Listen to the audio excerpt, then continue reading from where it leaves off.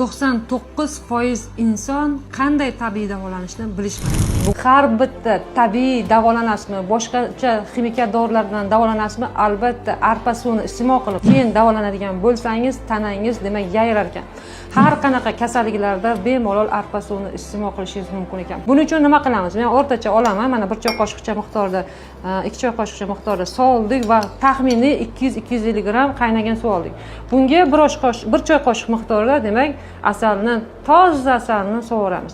Bu arpali asalli suv hisoblanadi. Demak 250 gram miqdorda suv soldik va buni yaxshilab aralashtiramiz. Ushbu videomizni har xil tez infeksiya kasalliklariga chalinadigan, ko'p antibiotik oladigan hamda semirib ozmoqchi bo'lgan insonlaringizga, do'stlaringizga jo'natib qo'ying.